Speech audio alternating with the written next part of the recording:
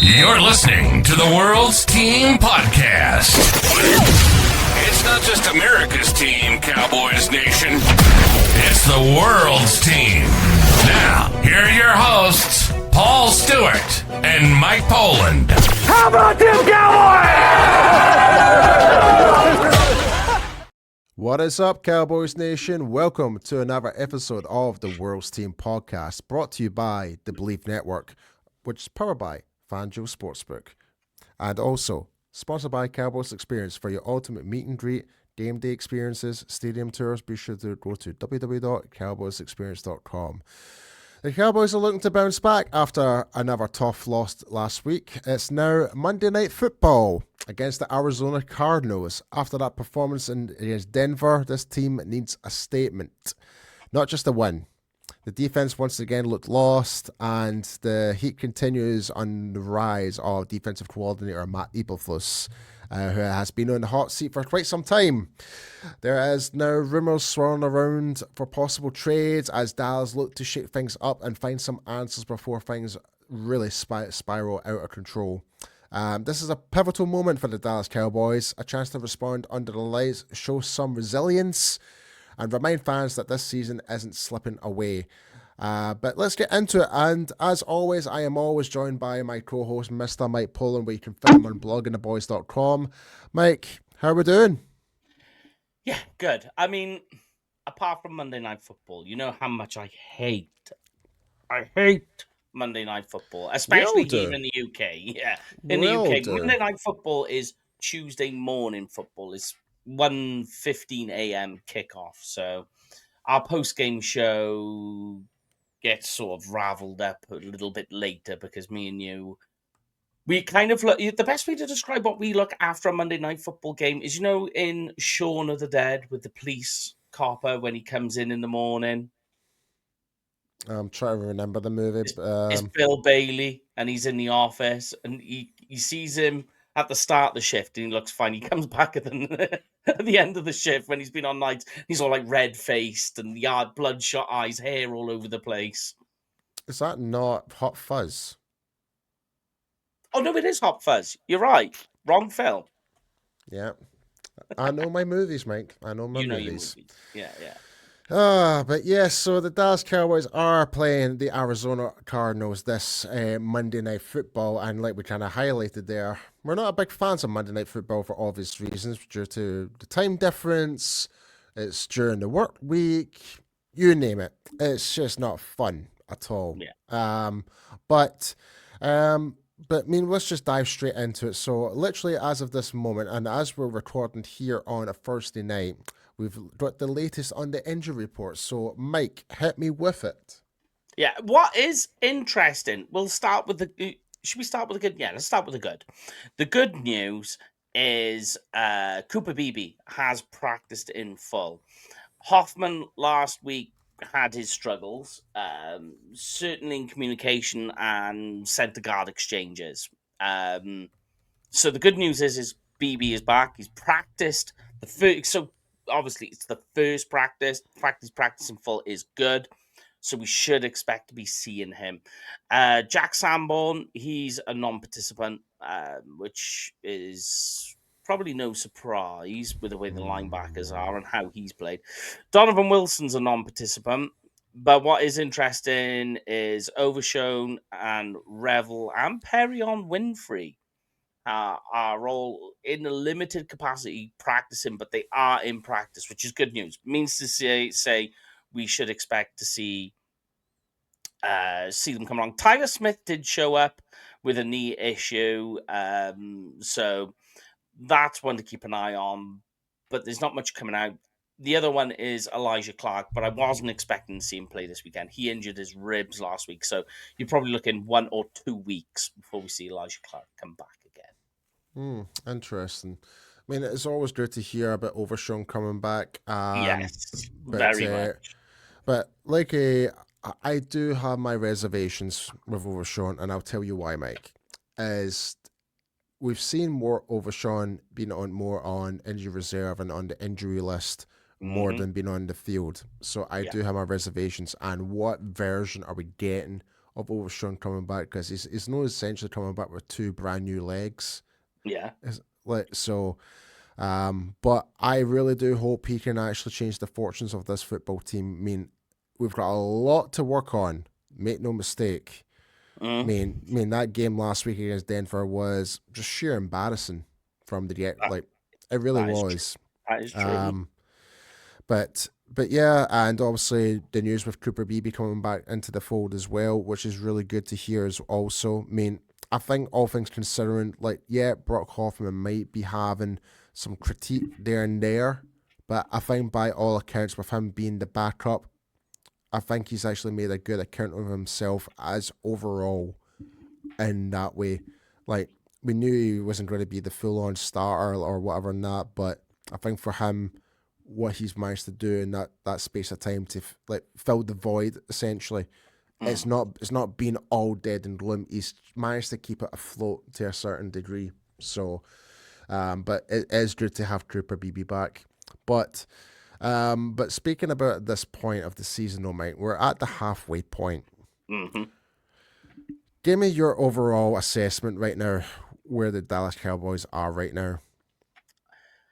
Offensively, apart from last week, the blip, I mean, you can say what you want about that. These things can happen when you're relying so heavily on an offense to keep you afloat, essentially. My thoughts are defensively wildly inconsistent is the best way to describe it.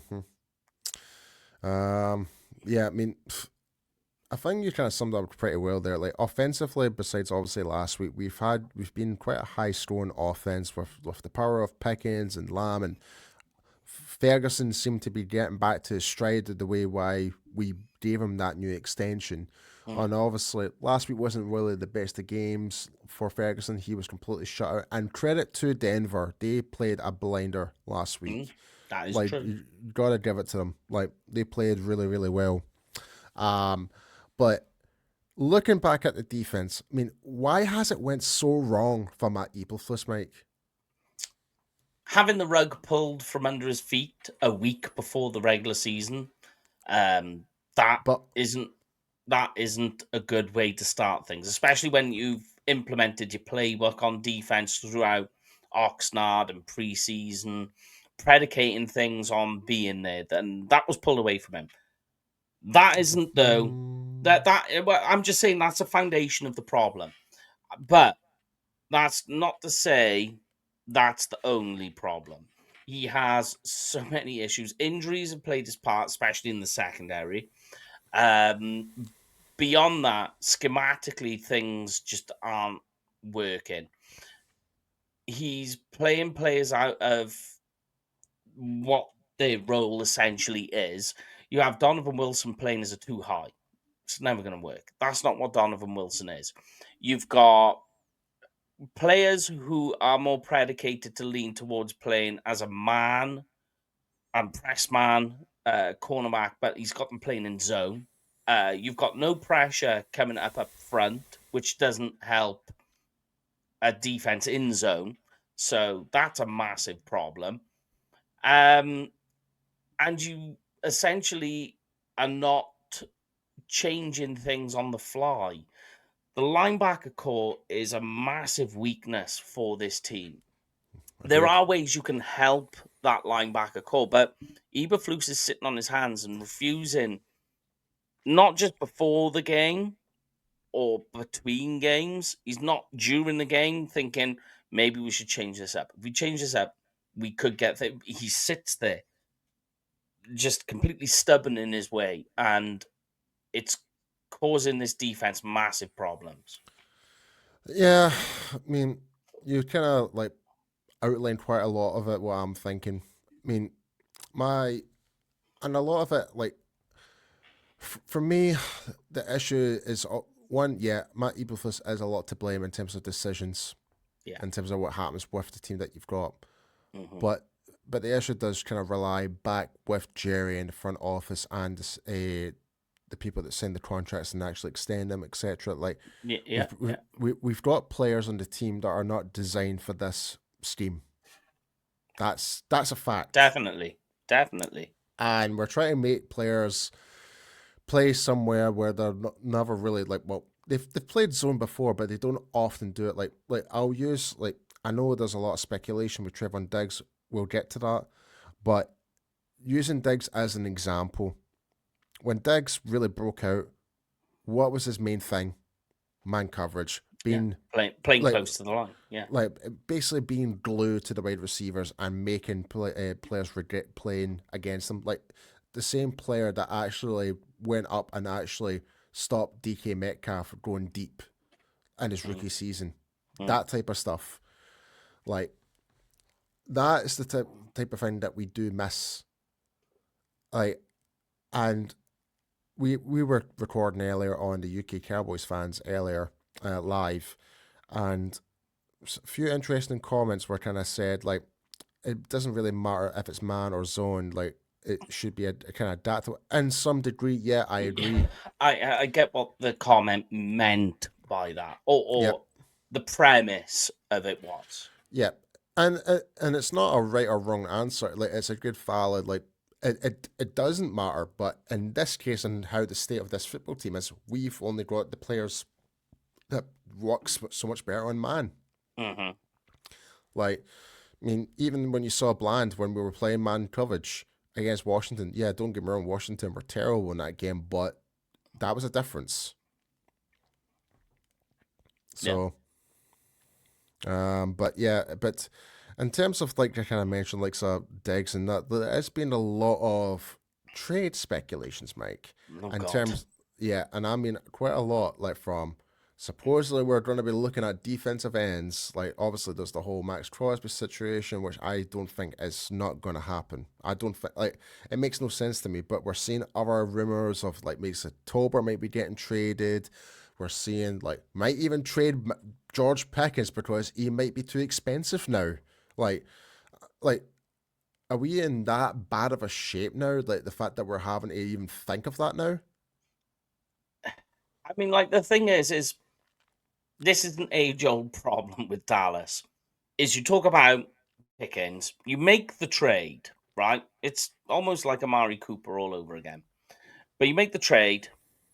What you should have been doing from that point is thinking to yourself, maybe we need to think about extensions or trying to do something to retain Pickens beyond this year. But what Dallas does, or what Jerry does, as he does with all players who are up for contract, he waits around, I would he say waits. 90% of the time. Yeah, he waits and he waits and he waits, and then the price goes up and up and up. And then before you know it, you're either overpaying for the same said player, i.e., like what he did with Dak, or they become out of your price range and you have to watch them walk off into the sunset yet again. And the picking situation, because the trade deadline's coming up, raises speculation as to what they're going to do with him. But it literally makes zero sense of making that trade, putting in all that work and that effort and that coaching on a player to have him as just a 1 year roll in, Rental. roll out. Yeah, it just makes zero sense. Yeah, again, and that's just what we're seeing. It is just wildly frustrating because you can see it and you just go, why? And Yeah. it's just the age old reoccurring problem. I don't understand it. You and me both, Mike. I Mm. mean, when we're sitting here like 4,500 miles away from Texas, or round about Mm. that, and we're kind of asking all these questions, and our good friends like Brian Broaddus and Bobby Bell and the guys on 105, 103.5 The Fan, well, 105.3, sorry, There you are, go. yeah, are asking all the same questions we're asking. Yeah. It's like, and now we're seeing like trade rumors for another defensive lineman. I'm like, Why? why is one of them? Why aren't we addressing the other elephant in the room? What like the problem that we have bad leakage in the linebackers position? when it comes to the run game as well. No. Like, and obviously, like, we're just so, like, inept with depth in terms of corner right now. And that was something we said from the get-go at Yeah. even the season started. Our biggest concern was the depth of cornerback. Mm-hmm. Like, and we knew, like, this draft class, like, didn't have a lot of high prospects. Don't get me wrong, I am excited for Revel to get into the fold. Yeah. If it wasn't for his injury, like at East Carolina, he would have been a first round draft pick by I easily. think so too. Yeah, I agree. Easily. Hmm. But so, but are we going to get that same version? Like just kind of similar. It almost feels similar to what we had to do with Jalen Smith all those years ago. Jalen Smith would have been a first round draft pick if he didn't blow out his knee when he was in college. And that was at the Senior Bowl. And that was the Senior Bowl, yep. And you do kind of wonder the question, because it took him a while to get that rehabbed and actually like get back onto the field again. Mm. Like, are we going to get like that? Like, are we going to get like that type of player that played in college, or are we going to get someone that's going to be a little bit hesitant when back on the field? And that same could be said for Overshawn in some way as well, because he's come back from double amounts of injuries. He's been more on the injury list rather than being on the field. Yeah. So I do have my deep concerns, like, because like as much as I love Overshawn, I think he's great. Every time he is on the field, he's really impactful. His speed, his tackling ability is fantastic. But with that, he just gets injured quite easily. And it's a volatile position. Yeah. And especially and we're seeing that not just with the Cowboys, but linebackers are falling like flies all over the league. Mm. Like this new wave of style of linebackers are, I don't the think lighter, shiftier, quicker ones. Yeah. Like you don't have like your Brian Urlachers, your Ray Lewis's, or your more bigger, heavier built who should be like defensive linemen are playing linebackers. We don't have that anymore. The game's changed so much since then. So it's, I do have my concerns, mate.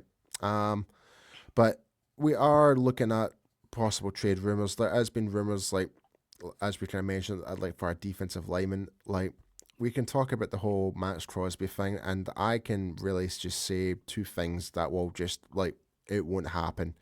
One is the draft capital. What do we need to give up? And two, we're going to be taking on Max Crosby's contract, which will probably even put us more in salary cap hell, if that was the case. Mm. And to be honest, and it does all go back to Micah Parsons. So we gave up our best defensive lineman for 2 first-round draft picks. But who just won Defensive Player of the Month. Yep. But we might actually have to pay more for a much more older player. Like, well, not much older, but a little bit older. No, yeah. In terms of Max Crosby, and probably more overcompensate for it. You'll be overpaying. And if that's one thing the Cowboys are being notorious for the past couple of years, is selling ourselves short and overpaying. Where it comes to things like Amari Cooper, we undersold him. Big time. And I mean, you know why they oversold? They undersold him for reason, but the reasons are all related to how Jerry handles contracts by leaving them so late, by letting them rack up. That's the problem. Yeah. And speaking about Jerry Jones, he made some weird comments this week. Do I take this one? I mean, basically, he's turned around talking about his other investment company, which makes hundreds, or maybe not hundreds, but certainly a lot more money, tenfold over than the Dallas Cowboys, somewhere in the region of $100 billion, which is his gas drilling company. So he turned around and is like, look, this is why I'm on the phone to you guys, because this is this is my primary thing. This company, this gas drilling company, that's my company. That's why I'm dealing with this. I'm not dealing with the Cowboys defense. Now, as Cowboys fans, you hear that and you go, so we're just the side project. We're your other thing you do once this main thing is done. So, and I mean, in a business sense, you go, okay, Jerry, yeah, fair enough. I see what you're saying. But as a Cowboys fan, you go, well, if we're your primary concern and that's your main financial outlet, why are you Yeah. even here? Just sell up and stick with that. Make that your primary focus. Give something back because you did some right things in preseason and in the Mm-hmm. off season by staying out the way and keeping quiet. Since then, you've gone back to your old ways. And now we hear this. And people can be like, oh, maybe it's tongue in cheek. Maybe it's him just trying to wind the media up like he does. Doesn't matter. There's still face value in what he said. You have to take what he said and listen to it as a Cowboys fan. You hear it, and all you can do is either laugh or sigh. Yeah. I mean, in some way, like, he is right in a way, like when you're dealing with that type of money. Business standpoint, makes perfect sense. Yeah, But from our perspective, where he it's has killer. been doing, like, where he had, like, and don't get me wrong, like, Jerry has invested a lot of money into the Cowboys. Look at Sta- Frisco.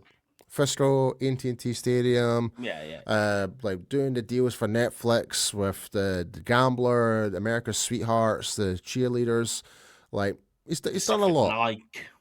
Yeah, he's done a lot. Like the endorsement deals with the Cowboys. Like Jerry is a pure businessman, but for him to come out and say that, where he has, like, when it feels like it's complete polar opposite to what he said in the documentary, where like like it just blows my mind sometimes. Like, and we can all be critical of Jerry, like, and I've met You Jerry. have to be because Yeah, he's the boss. He's the yeah, owner. yeah. I know. Yeah, I mean, we've been waiting for 30 plus years now for a Super Bowl, and we're now at this point now where we're at the point where we're shouting at our front office to, like, do something about our defense because it's not working, right? And not just making one trade to the defensive line is not going to fix the rest of this defense. It's just not possible. Yeah, yeah, yeah, yeah, Like, yeah. like, like, it's. I just don't know what else to really say on it, Mike. I'm lost for words when I first read that. I really It's just am. frustrating, is what it is. It's just Yeah. very frustrating because you just invest so much in it in yourself. I mean, me and you definitely. I mean, with the Well, work that we do with various companies and shows, radio, and all the rest of it. spending our own holidays to go over to Dallas. I mean, the Mm. best thing about it is going to see all of our friends in All our Dallas. friends, That, is it? that's the Yeah, that's, yeah. that's the best part, man. Like, It's really what you're there for. pretty much. But but the icing is always good to see the Cowboys win. And that's what we're mostly going for, is to see our team, and hopefully they can give us a victory and make our, like, time in Dallas that extra more special. But the way how things are going right now with Dallas at this moment in time, it's very hard to have any confidence in top to bottom what's going on right now. We don't have Yeah, the players to fit the defensive scheme. We're having like we're having our scouting department in some way being undermined, where some play, like, especially when it came to Dan Quinn. I will say that Dan Quinn wanted certain players that kind of hmm. overhauled the projection of what Will McClay had in his board, Yeah, etc. Like, that can play a hindrance into his. And correct me if I'm wrong, mate. Like, when we kind of went back, did the whole BPA route of doing things, mm. we struck gold Mm. twice, which Yeah, was, yeah. one was Micah Parsons and two was CD Lamb. That was BPA, best player Mm. available, Mm. based on the Dallas Cowboys board. Yeah, yeah, yeah, That yeah, yeah. and that's what we did. But any other time, it's been kind of undermined. Like, we can go back to the whole Tackle Charlton pick. That was Ron Marineri. Yeah. That was that. But yeah, it's incredibly frustrating to see that. Like, and I will say, like, this year, I think we have won BPA. I really have. Tyler Booker's looking great. I Yeah. will give, like, Izaraku is slowly getting better and better, He's slightly. solid. He's solid. He's getting plenty of pressure. Motor relentless. But we're not. But it's from. I'm just speaking from maybe like from the, like we hear about Izaraku a lot, but we're not just seeing that name on the stat sheet. That's the thing. Okay. Like, Okay. I'll just say to that, like, okay. I know. You Yeah, know yeah. where I'm getting at. Like I understand. I like, I understand. mean, I love Donovan Israel. I think he's doing great. I really is. Like, it's just you're not getting his name getting speaking out to the speakers is saying, "Oh, sacked by Donovan Izaraku." Hmm. Like fans are not knowing enough about him to really appreciate what he is actually doing. But it's not helping when the rest of the defensive line are not really doing their job as a That's why I was squinting when you said about Donovan. Yeah, yeah, yeah. I'm coming back I'm full with you. circle. I'm with you. I'm picking up what you're putting down. Yeah. So that's where that is the where I'm kind of at with that. But yeah, are here to talk about quite well. We spent about 25 minutes talking about what's been going on and getting our Yeah. frustrations out right now. But we are here to talk about the Dallas Cowboys versus the Arizona Cardinals. So with that, going into this game, the Dallas Cowboys are minus 2.5 favourites going into this game, provided by FanDuel Sportsbook. The Arizona Cardinals are 2.5 plus, so obviously they've got the heads up going to that. So if you were to put a bet on the Dallas Cowboys at minus 2.5, you'd have the odds. Well, it's not odds; it's the spread. Sorry, let me rephrase that. The spread is at minus 2.5, and the odds are at minus 118. So if you put $100 in, you would actually get $100 and what, $82, $182, pretty much. If you put $100 on. Mm. So it's an extra $82. In terms of the money line, the Cowboys are favored by minus 142. Cardinals are plus 120. And the total in terms of scoring points is set at 53.5. So they're expecting it to be a high scoring game again, which I'm quite surprised about. But yeah. But with that, where did we see the Dallas Cowboys match up against with the Arizona Cardinals, Mike? So, I mean, here's where it's interesting. Their secondary's hurt. They have no running backs. Literally, they got Bam, who's playing as their RB1. Kyler Murray has just come back off injury, so they did have the bye week last week, which is kind of like helped them to regroup and regas. Their offensive line ranks in the middle.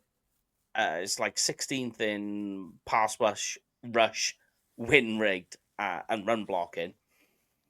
So you look at all of that. Their defensive line doesn't get terribly amount of sacks. I think they've only got 12 sacks, which is like third least. Still more than us. No. No? We're higher. We're like middle tier. No, I mean in terms of sacks. Yeah. Anyway, I get the stats up now.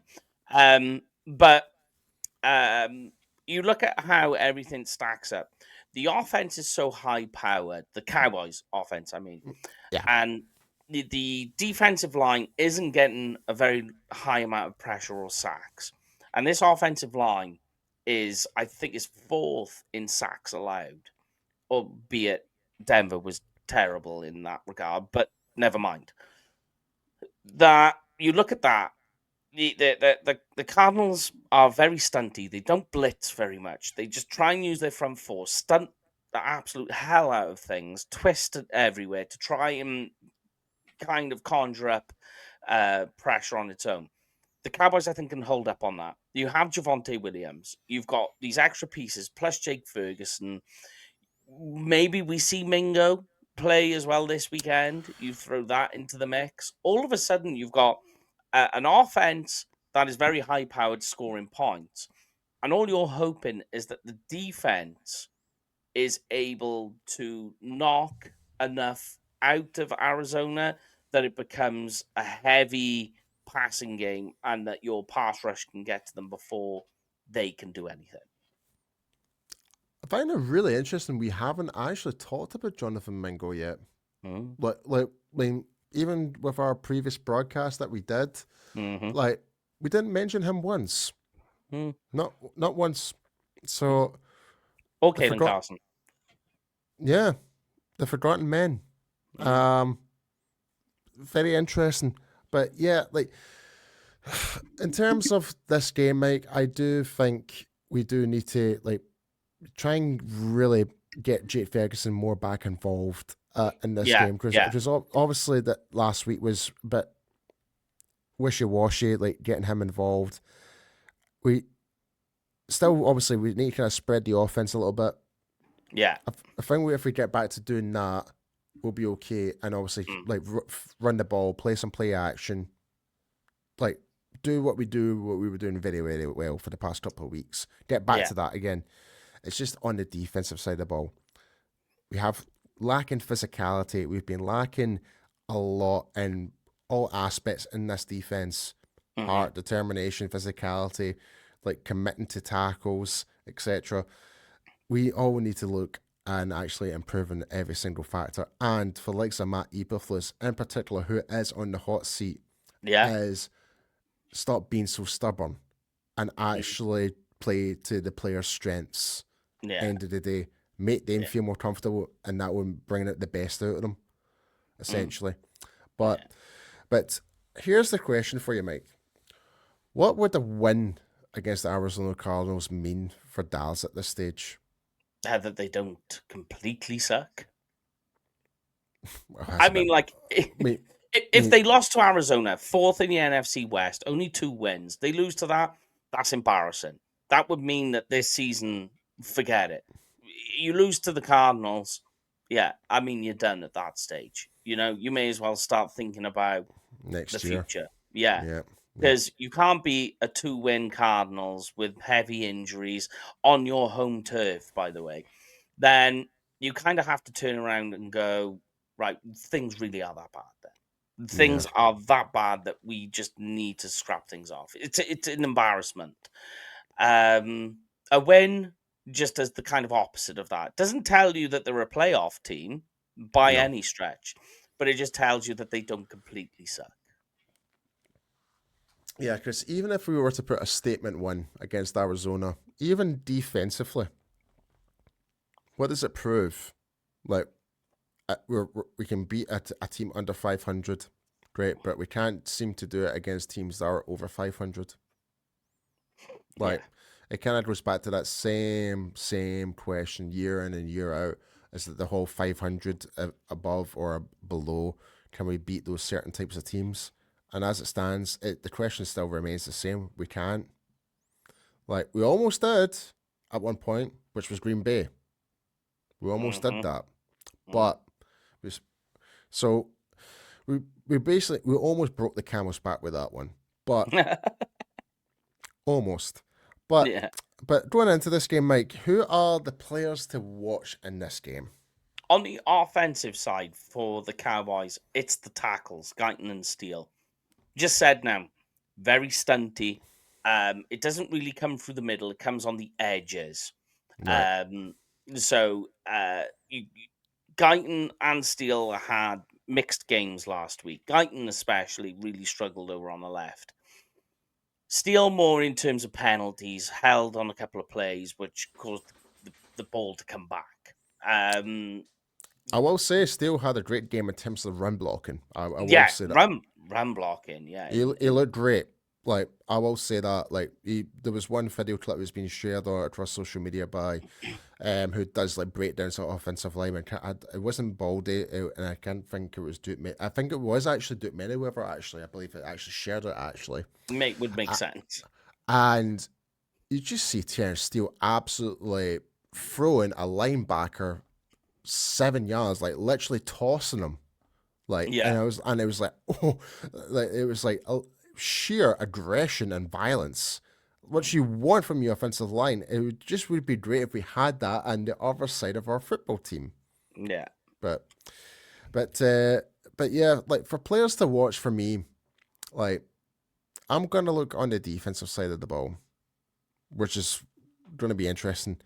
But you're going to reason why I'm going to say this. I'm going to say Kenneth Murray, and you'll get why.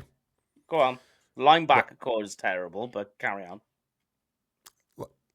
Basically, like players to watch, like we need to see it. Like I'm basically saying his name because he is the most singled out defensive player on this team right now. Yeah. He needs to prove more than anything why he should still be playing for the Dallas Cowboys. And that's why I'm saying he should be a player to watch because he is under a lot of fire. Just like Jack Sanborn was, Kenneth Murray's the next person.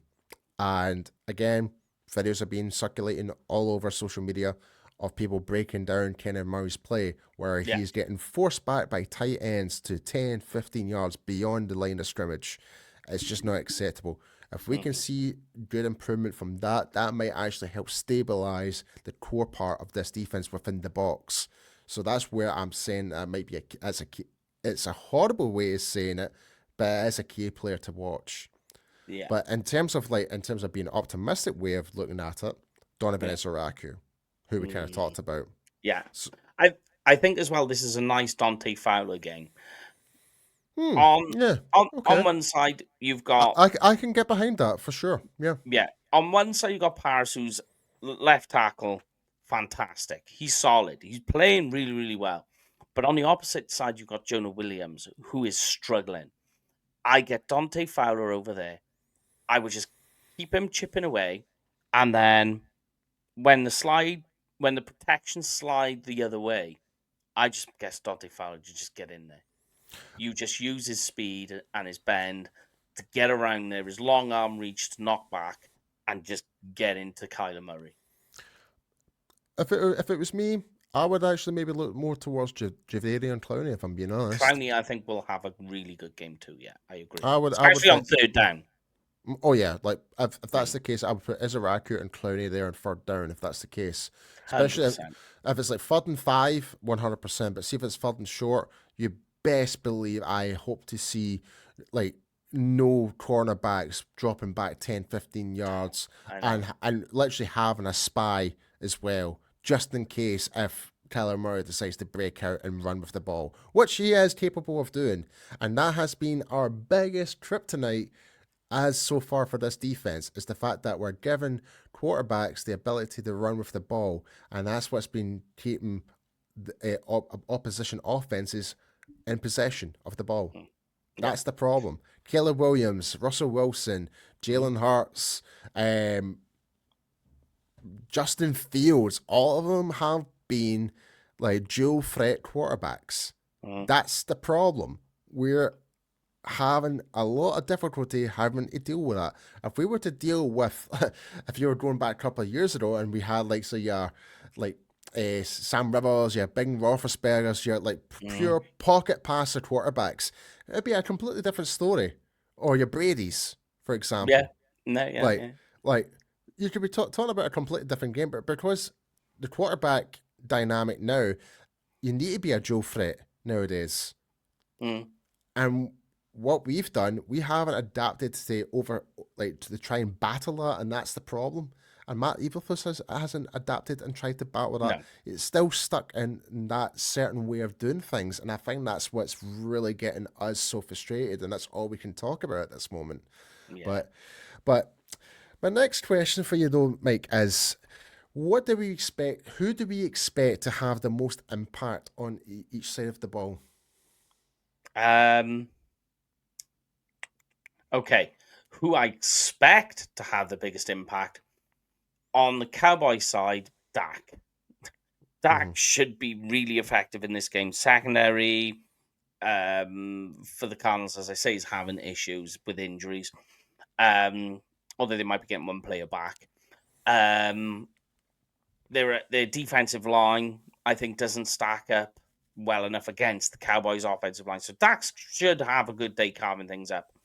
On the opposite side, I think this is a big game for Solomon Thomas. Oh, He's gonna have the biggest impact. They're down to the basically practice squad running backs. So as I said, they've got Bam Knight playing in there. Solomon Thomas, believe it or not, on run block win rate is at something like 42%, I believe. That is first amongst inside defensive linemen in the NFL. He is the highest. it makes you wonder why he hasn't been playing enough. Exactly. I agree with you. Especially, I know Osa's a different type of defensive tackle to what Solomon Thomas is. They're very, very different. That's the question that's on. Where is Osa Adegazu? Where is Yeah. he? Where is he? Where is he? Where did he go? Where did he go? Yeah. Yeah. I mean, so I think this is a good game where it stacks up. So you have Solomon Thomas in the middle, just basically knocking everything back. The threat more comes from, I believe, Kyler Murray's legs than it does Bam's. Of all the players on defense, and Solomon Thomas to me, and I think you agree with this, is showing probably the most amount of, like, in terms of physicality, if any physicality in this Dallas Cowboys defense, when he's actually on the field. Yeah. Like, because we're not getting it, like, we saw glimpses Definitely of not getting it from Sam Williams. and we love Sam. We do. We do. But something's just not right now. But we saw glimpses of the physicality from Kenny Clark when he first came. But it's slightly fizzled out a little bit. We're getting none of it from Osa. You can forget Mazzy and you can forget Jay Toya. The only person in the interior defensive line is showing a bit of urgency, like not desperation, but like willingness to actually make an impact is Solomon Thomas. Give him more reps. That's what I would do. I'm in agreement. I don't get why he's not that high. I think he's on about 200 odd snaps, and you've got like Osa and I think Mazzy's on about 60, but you got Osa, Kenny Clark, and some other guys who are up in the 260s, 250s. You think, well, get Solomon on there some more. He's actually doing stuff. Yeah, and he actually kept us within the, like, from stopping 6 points from red zone, like, threat, pretty much. And I can at least think 2 games at least he's done that, where offenses are in the red zone, we basically cut them short, whether it's like the pressure or it's a tackle for loss, and the person in the middle of that is Solomon Thomas. So, but yeah, I think that would definitely, in fact, that would be my player to watch in this game, actually, now that you just mentioned that. I think that's a really good shout. Yeah. But we're now going over to your favorite segment, Mike. It is Mike's Would You Rathers. Yes. So I've got a couple of sneaky ones in here. I came up with a really good one earlier, and I've written them all down. And what I'm doing right now is stalling until I get them. Right. I've got them here. Don't worry. How professional. I know. I did have them, and then I closed it down because I was checking something. Oh God. Oh, okay. I'm changing all my would you rathers to this question because it's literally just come up. Would you trade Brandon Aubrey? And I'm asking that question for a reason. Oh, no. It has come up just now. There are questions about whether they want to trade Brandon Aubrey. No. Please, like, as the time of this recording, like, okay, just break it to me. Did something just happen? Yeah, ESPN have turned around and saying the Cowboys should trade Brandon Aubrey costs and that what you can get in value. And now people are circulating it on social media on whether they should. Right. I thought you actually said someone. Yeah, actually has been traded there. Right. No. It Screw hasn't that. happened. Right. Yeah, No. The answer's no, Mike. The answer's there we no. go. There you are. All right. Right. I just Don't do seen that. it. Don't do that to me, man. My God. Yeah. No, it's popped up on whether they should trade Brandon Aubrey for various other reasons. One, value. Two, how much he's going to cost the Cowboys, and he's in the contract year. Yada yada yada. It's a kicker. Yeah, it'll be the highest paid kicker, but not in comparison to contracts you would get with a linebacker, a defensive lineman, a right receiver. Like, it's nothing compared to that. So, no, do not trade him. You sign him. That's it. Here Straight you after. go. My All God. right. I know. All right. I'll give you one more. I'll give you a bit more of a fun one. George Pickens goes for 120 plus yards and 2 touchdowns, Mm-hmm. or Javonte Williams gives you 120 on the ground and closes the game, but no touchdowns.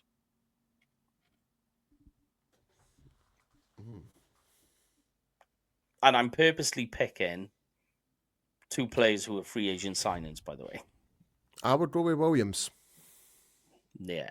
Reason being because I don't want to. Oh, this is just me being very, what's the word? Like, stubborn in some way. I don't want to overpay Pickens, but I want to keep Pickens. Like, obviously, I want Pickens to. Obviously, it would be great to see Pickens get those 2 touchdowns and 120 yards, but it's going to cost us more to keep him. So, I'll give you one more. Do you want one more? One last one. Yep. Because Then it's a we'll do this defensive one. It's a right. defensive one.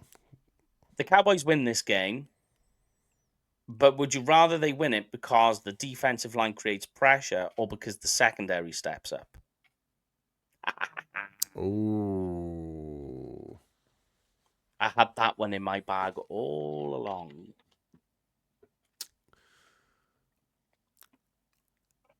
I would go with the secondary. Okay, fair enough. Like, there's no wrong answer on that one. No, there isn't really. Like, I mean, it would. Well,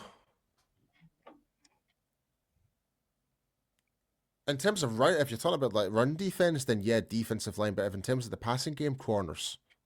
We'll stick in the passing game. So, do the Cowboys create pressure and sacks, or does the secondary step up, creating pass breakups and interceptions? Well, ideally, you don't want the quarterback to even release the ball. So yeah, I know. Yeah, there's kind of cheating in that way. Yeah. So logically, yeah, like ideally, I want to see our secondary better in terms of breaking up passes and making actual interceptions like more often. Yeah. And takeaways, but primarily you want your defensive line to really get to the quarterback. So I think I will switch and go back to defensive line. Nah. Yeah. Get the foundation fixed and then absolutely do the roof layer. All right. Okay, time for our store predictions, Mike. I have the Dallas Cowboys, believe it or not, winning this game. We're at home, even though it's Monday Night Football, to our disappointment. The biggest thing I have got around right now is obviously with the defense, with Matt Eberflus, who is on the hot seat. I do still believe in our offense. We will come back against like the more kind of troubled team that is Arizona right now. I've got the Dallas Cowboys winning 35-32. Yeah, I'm on the 35 benchmark as well. Cowboys win this one with 35 points, but I'm slightly different on you. The Arizona Cardinals scored 28. 28. So we're not that far apart. 4 points of a difference. All right. So give me one bold prediction for this game, Mike, and we'll finish up. My one bold prediction is okay. My bold prediction is Jaden Blue. Okay, running back situation is questionable with him. When we see the problems from last week, we're not going to get into them because it's hot takey. So I'm going to say Jaden Blue, kick return for a touchdown. Oh, okay. Okay. I like that.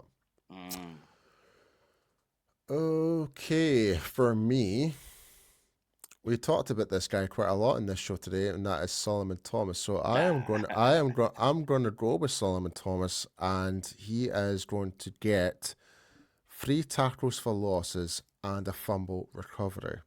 Nice. So that's my bold prediction. I think it's a semi-safe bold prediction. I'm not going with my extreme bolds this week. No, I went extreme. Mine's like my extreme would involve players you'll be like, you would just raise your eyebrow, pretend that you're like Dwayne The Rock Johnson with the people's eyebrow. That's what you'd be like. I'm with you. But that's the end of this episode, folks. Be sure to hit the like button, subscribe to the World's Team on all social platforms: YouTube, Spotify, Apple, Instagram, X, TikTok. We're all on there. But before we do go, Mike, please tell everyone where everyone can find you. You can find me on Twitter or X at Kenfig Cowboy. Kenfig with a K, Cowboy with a K. And you, Mr. P. You can find me at IMP on X and Instagram. But yes, folks, Cowboys play on Monday night to the Arizona Cardinals. We will be back on Tuesday to do the post game, because we're not going to do it immediately after the game because of the time difference. So just to give you a heads up warning, everyone. So we will be back on Tuesday. But with that being said, we hope everyone has a good weekend and enjoy Halloween, ladies and gentlemen. Enjoy getting go trick or treating and get candies. Go at the Halloween pause. Go wild. But yeah, folks, it's a goodbye from me and it's a goodbye from Mike. And as always, it's not just America's team, it is the world's team. We'll see you guys on Tuesday. Have a good one, folks. That's a wrap on the World's Team Podcast. Smash that like button and hit subscribe, Cowboys Nation. This ain't just America's team, it's your team. Touchdown! It's the World's Team, only on Believe, where real fans live. How about them Cowboys?